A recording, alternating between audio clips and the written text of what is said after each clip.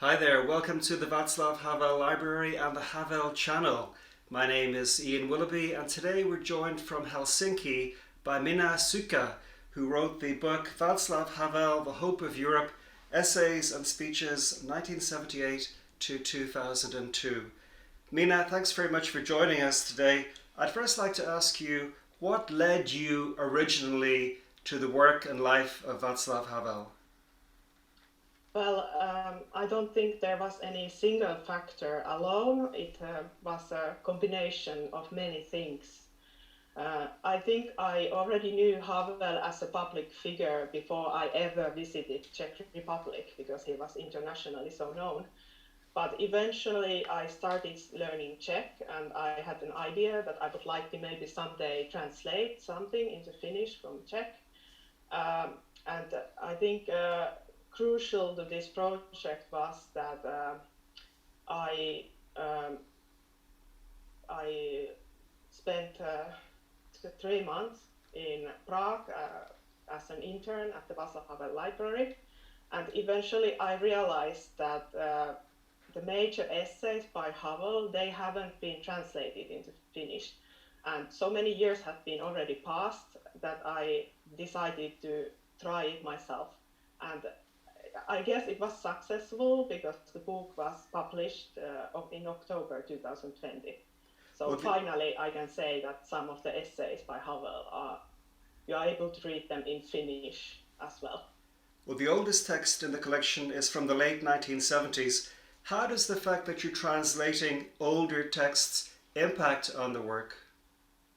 Well, definitely it made it more challenging because I have so many decades to cover. And I think because of that, I spent more time in the library just reading old newspaper articles and trying to figure out how was Havel talked about in the newspapers in the 70s. What was the phrases used? What was the language? So it made definitely the project more challenging, and it took me longer to translate. Well, people say that Havel is quite difficult to translate, that he has a very specific way of writing. How did you find the actual language and translating the language itself? It was very difficult and slow. Definitely the speeches were easier to translate because they were meant for public speaking, shorter sentences.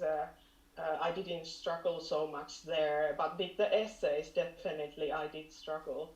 And I think I made so many different versions because of the complexity of the language. I didn't even count how many versions of the translation I did. Well, I sometimes translate for the Havel Library, and I always feel great responsibility if I'm translating the actual words of Havel. Was that something you also felt? Yes, definitely. I felt that I was responsible how Havel will be seen in Finland when people read these texts. So I tried to be as careful as I could to understand what is the meaning of the text and then trying to express it in a different language. Uh, but I think I tried my best, and that's all I can do. The book contains 4 essays and 3 speeches.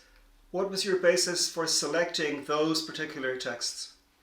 Um, I wanted texts in the collections to represent Václav Havel as political thinker, like his different roles in different decades, like Havel as a dissident thinker, Havel as a professional politician, Havel as a president. And I just wanted to cover some of the major themes in Havel's writing, such as his moral philosophy and so on. Well, But definitely I needed to leave many texts out, so it was my choice what I was had to choose there. The Power of the Powerless, which opens the book, is still, I guess, Havel's best known essay. It's cited by people today like Timothy Snyder.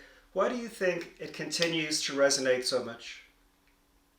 Well, it's still very important text, and when we talk about this era, like as an era of post-truth era, it seems quite refreshing that somebody is actually talking about living in truth, as if there is a way to define what the truth is by your own moral conscience. So I think it resonates in our times because it's so refreshing to somebody to talk like that.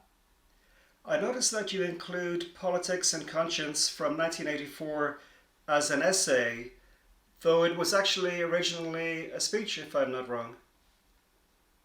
It was a speech delivered by Tom Stoppard at the University of Toulouse on behalf of Havel. As a form of a text, I saw it very essay-like, so that's why I called it an essay. I think many of the text Havel wrote, it was quite difficult to say what genre they represented. I had this problem, for example, with the summer meditations, because I translated one part of that. And I wasn't sure whether it's the whole book is an essay, whether this part was an essay. But yeah, I called in those text essays as well. Well, it's interesting that Havel wrote Summer Meditations after he became president in the early 1990s. What do you think motivated him to write that at that time, when he must have been extremely busy? Well, I think that was definitely a turning point in Havel's career. So maybe he wanted somehow to refer to that transition period of his time, and throughout his career he was motivated to write. So I think that represented one era in his career, definitely. And you say that the speeches were a bit easier to translate because the language was, or the sentences were shorter and so on. Otherwise, how did they differ from the essays? One very major feature was obviously that he was speaking from a very public role as a head of a state. So many of the things he said was definitely tied to that role. So he wasn't a dissident anymore, but he was leading the country. So you can see the way he chooses words and so on, that this is the president speaking now. Also, Havel famously wrote the speeches himself. The speeches in your book relate to Europe. Do they show any development in Havel's view of Europe or relationship to Europe? Well, I think Havel is one of the most important European political thinkers of the late 20th century. So definitely Havel himself had a role from his position how to define Europe, and you can see in the speeches that he is a person that is participating in this transition. So I see that in the speeches you can see that this person he participates in European integration and so on. So one thing I also in the speeches. One thing I also wanted to ask you about was Charter 77 was based on the Helsinki Accords, which of course originated in your country. How is the Helsinki process viewed today in Finland? I'm not sure that the later developments of that process are so well known, but definitely one thing very famous in Finland still today is the 1975 summit that took place in Helsinki. It's seen as a very important symbol of the Cold War era, where the leaders of the East and West met and started joint discussions. And even today in Finland, people refer to that summit. For example, in 2018, when the President Trump and Putin met in Helsinki, the Finnish media compared the meeting to the 1975 summit. Well, my final question, Minna, is just recently we've seen that Havel was praised in the new memoir by Barack Obama. And he is remembered clearly by some people, but generally, what shape do you think his legacy is in today? Well, I think his shape is that he has a lot of admirers because of his take on human rights, democracy, post-Cold War politics, and he continues to inspire. And I think it's very important legacy that Havel has. Well, Minnou, thank you very much indeed for this. Congratulations on the book. It's a great achievement, and I hope it finds a lot of readers in Finland. Thanks very much. Thank you very much for having me.